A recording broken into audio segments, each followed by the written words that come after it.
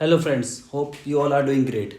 ये है जंतर मंतर, जो कि हमारा देश कितना ऐतिहासिक और कितना एडवांस था ओल्डन टाइम्स में भी उसकी जीती जागती ये एक मिसाल है। जंतर मंतर जो कि हमारे देश में टोटल 5 है। एक है जयपुर में, दूसरा है दिल्ली में, तीसरा है उज्जैन में, चौथा है वाराणसी में, पांचवा है मथुरा में। आज की डेट में हमारे देश में 4 ही जंतर मंतर बचे हैं, क्योंकि मथुरा वाला जंतर मंतर खंडर हो चुका है। और इस जंतर मंतर जयपुर वाले जंतर मंतर की जो एंट्री फीस है वो मात्र 52 रुपये है इंडियन टूरिस्ट के लिए। उसी के साथ साथ अगर कोई फॉरेनर टूरिस्ट है उनकी है लगभग 250 रुपये फ़ीस। स्टूडेंट्स के लिए यहाँ पे अलग ही डिस्काउंट होता है। और इसको बनाया गया था 1800 सेंचुरी में। बेसिकली जंतर मंतर किस लिए बनाए गए थे, जंतर मंतर में होता क्या है, ये एक वर्ल्ड हेरिटेज साइट होती है और यहाँ पे यंत्र यानी कि इक्विपमेंट्स कंस्ट्रक्टेड किए गए थे ओल्डन टाइम्स में, समय की जानकारी के लिए, अदर जो भी हमारे कंट्री जो भी हमारे पृथ्वी और पृथ्वी से बाहर की गतिविधियों को कैप्चर करने के लिए इंस्ट्रूमेंट्स यानी कि यंत्र कंस्ट्रक्टेड किए गए थे ओल्डन टाइम के हिसाब से, जो मेज़र करने के लिए और अदर प्लैनेट्स की जानकारी के लिए ये इक्विपमेंट्स बनाए गए थे। बेसिकली जो ये सब चलते थे सनलाइट से, मून लाइट से की मदद से इन सब चीज़ों का पता चलता था। और इन जंतर मंतर में जयपुर वाले में 5 ऐसे यंत्र हैं जिनसे ये सब चीज़ें किया जाती थी। सबसे पहला यंत्र स्मॉल सम्राट यंत्र होता था। स्मॉल सम्राट यंत्र क्या था? स्मॉल सम्राट यंत्र एक बेसिकली है कि सनडाइल टाइम मेजरिंग डिवाइस है। ये एक सूरज के किरणें पड़ने से, सनलाइट पड़ने से ये एक मेज़र करता था। ये उस तरह की एक डिवाइस थी। इसको किंग ऑफ द यंत्र यानी कि जितने भी यंत्र इंस्ट्रूमेंट्स हैं उन सब का राजा भी कहा जाता था। और क्लेम्ड किया गया है कि जयपुर के टाइम में और इस यंत्र के टाइम में, जो इस यंत्र से टाइम मेज़र किया जाता है उसमें और जयपुर के लोकल टाइम में मात्र 2 सेकंड की एक्यूरेसी है। मतलब 2 सेकंड का डिफरेंस आ सकता है प्लस माइनस का, इतनी एक्यूरेसी ये यंत्र प्रोवाइड कराता है। उसके बाद दूसरा यंत्र है राम यंत्र। राम यंत्र यह एक पेयर ऑफ सिलेंड्रिकल स्ट्रक्चर है जो कि ओपन टू स्काई यानी कि खुले आसमान में है, जिसके सेंटर में एक पिलर है और दीवार, पिलर, पोस्ट यानी कि जितने भी इसके स्ट्रक्चर्स हैं सब के सब एक इक्वल हाइट पे बनाए गए हैं, जो समांतर है। और इसका जो रेडियस है ये सब बराबर है। और ये बनाया गया है इंडिकेट करने के लिए angle of altitude and azimuth, मतलब एल्टीट्यूड का एंगल और अजीमुथ का एंगल बनाया गया है।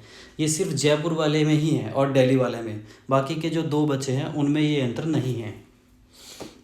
उसी के साथ साथ हमारा तीसरा यंत्र आता है अजीमुथ मशीन। अजीमुथ मशीन क्या है? बेसिकली अजीमुथ मशीन ये है एक sun and calculate time of sunrise sunset. जैसे कि अभी पता चलता है कि सुबह को सूरज किस टाइम निकला है और शाम को सूरज किस टाइम छिपा है, ये अजीमुथ मशीन उस पर काम करती थी दिशा यंत्र के साथ। अभी क्या होता है, जैसे सुबह को जैसे आप लोग सभी के यहाँ पूजा पाठ नमाज सब कुछ होता है तो सूरज निकलने के साथ होती है, या कुछ भी हमारे धार्मिक से चीज़ जुड़ी रहती हैं सूरज निकलने के साथ स्टार्ट होंगी, सूरज डूबने के साथ होंगी, तो ये अजीमुथ मशीन उसके काम में आया करता था। चौथा है जयप्रकाश यंत्र। ये बनाया गया है ऑब्जर्व करने के लिए सूरज की पोजीशन, मतलब सूरज अभी करंट सिचुएशन में सूरज की क्या पोजीशन है। उसके साथ साथ हमारी अदर हेवनली बॉडीज़ यानी कि जो और पृथ्वी से बाहर जो और प्लैनेट्स हैं उन बॉडीज़ का और पोजीशंस चेक करने के लिए जयप्रकाश यंत्र को बनाया गया था। जैसे कि मून कौन सी दिशा में है, मार्स, जुपिटर, XYZ जो भी हमारे अदर प्लैनेट्स होते हैं उनकी दिशा, उसके चक्कर पोजीशंस को चेक करने के लिए जयप्रकाश यंत्र बनाया गया था। उसके बाद 5वां आता है आपका सम्राट यंत्र। सम्राट यंत्र क्या है? ये एक सुप्रीम इंस्ट्रूमेंट है। ये दुनिया का सबसे बड़ा कंस्ट्रक्टेड सनडाइल स्टैंडिंग 17 मीटर लंबा, जिसकी शेडोज़ पड़ने के बाद ये सब चेक किए जाते हैं। दुनिया का सबसे बड़ा, जो कि हमारे देश में और 18वीं सदी में, आप खुद सोचो हमारा देश का इतिहास क्या क्या हमको बताता है। दुनिया का सबसे विकसित देश कहलाया जाता था उस टाइम में, इसीलिए तो ब्रिटिश और अंग्रेज लोगों ने हमारे देश पे कब्जा किया है। हमारे देश में ऐसी स्थिति उनके पास कुछ भी नहीं था।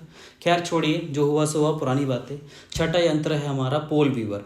ये एक ट्रेपेजोइडल स्ट्रक्चर है जो कि फिटेड है प्लैग्यू, जो बनाता है इक्वल एंगल, जिससे एल्टीट्यूड को ऑब्जर्व करते हैं। प्लान के साथ ऊपर का प्लान इस पोल का नॉर्थ पोल पॉइंट आउट करता है।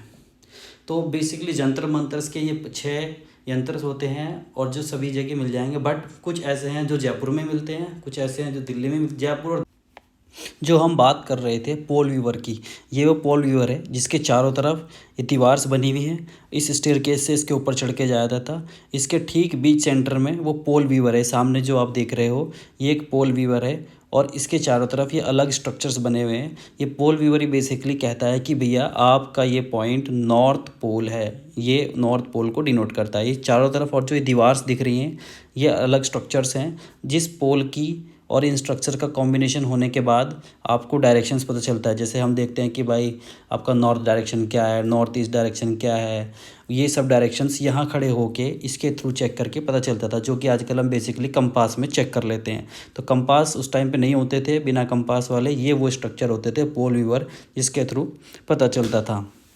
ये एक अलग स्ट्रक्चर है, इससे भी आपको डायरेक्शंस पता चलती हैं। ये भी उसका आप छोटा भाई समझ लीजिए पोल वीवर का।